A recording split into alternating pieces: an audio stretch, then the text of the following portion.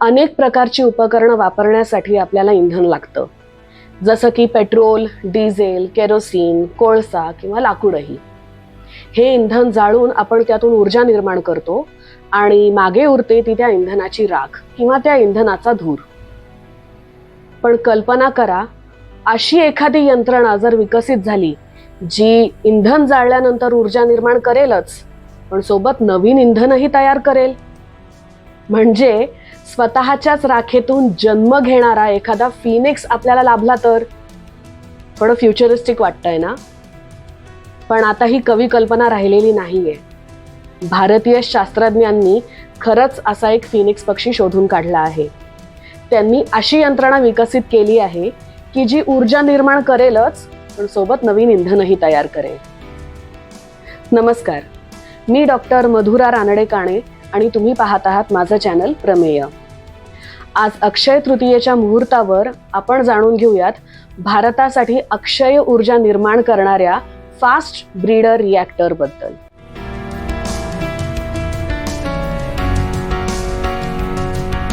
Fast breeder reactor विषयी बोलण्याच्या आधी आपण भारताच्या न्यूक्लिअर प्रोग्राम विषयी थोडं जाणून घेऊयात.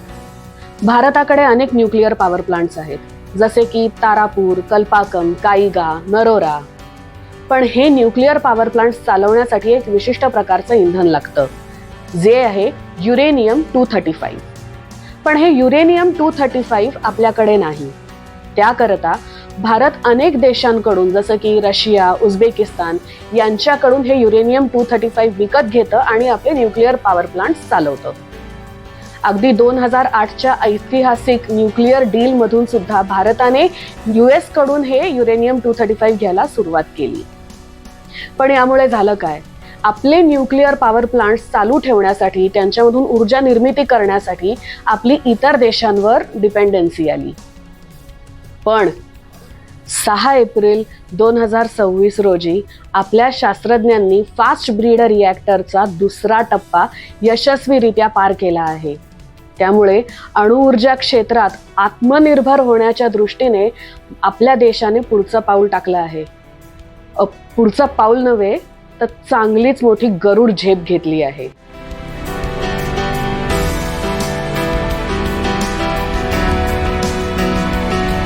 भारताकडे युरेनियम 235 नाही, पण त्या सम असलेलं युरेनियम 238 नावाचा एक पदार्थ आहे.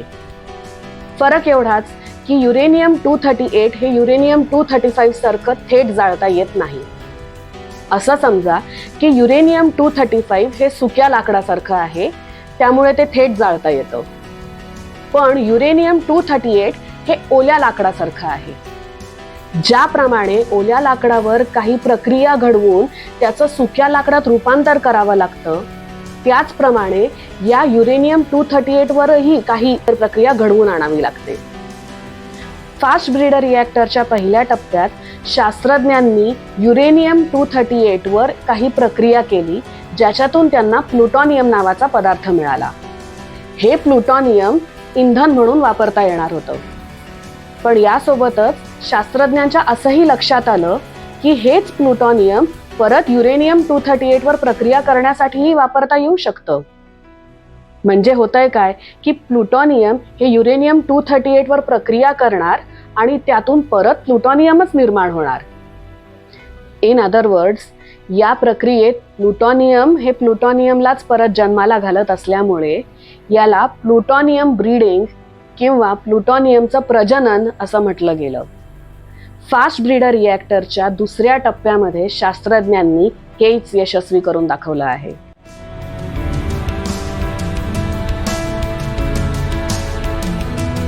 फास्ट ब्रीडर रिॲक्टरच्या दुसऱ्या टप्प्यामध्ये शास्त्रज्ञांनी प्लुटोनियम आणि युरेनियम 238 चं मिश्रण वापरलं.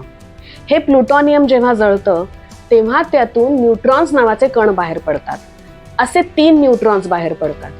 हे 3 न्यूट्रॉन्स जेव्हा युरेनियम 238 ला धडकतात तेव्हा ते या युरेनियम 238 चं प्लुटोनियम मध्ये रूपांतर करतात.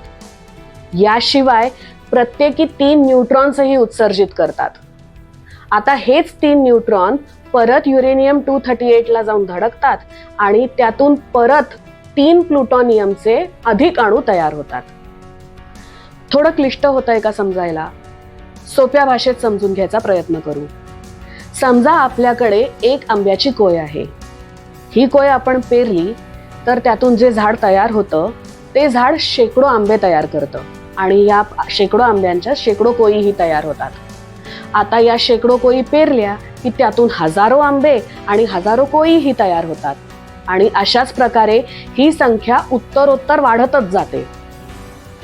फास्ट ब्रीडर रिॲक्टरमध्ये प्लुटोनियमच्या बाबतीतही असंच होतं.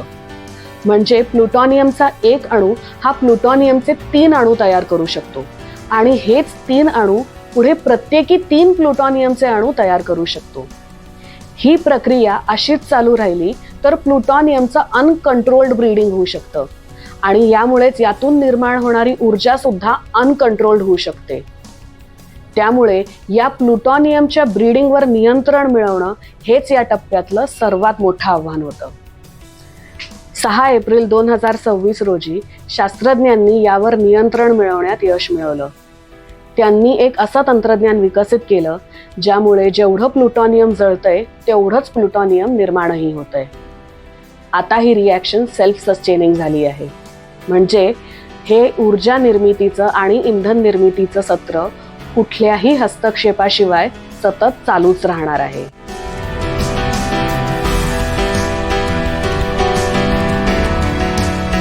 आज जे आपल्या शास्त्रज्ञांनी साध्य केलं आहे ते स्वप्न डॉक्टर होमी भाभांनी 1950 सालीच पाहिलं होतं. पण त्यांचं स्वप्न हे युरेनियम 238 पाशी थांबत नाही. भारताकडे युरेनियम 238चा साठा मर्यादित स्वरूपात आहे, पण थोरियम मात्र मुबलक प्रमाणात आहे.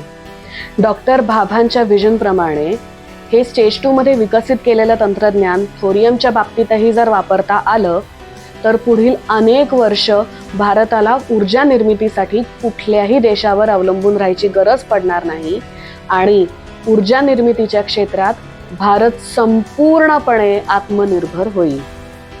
सगळ्यात महत्त्वाचं म्हणजे हे फास्ट ब्रीडर रिॲक्टर यशस्वीरित्या चालून दाखवणारा भारत हा रशिया पाठोपाठचा केवळ दुसरा देश ठरला आहे.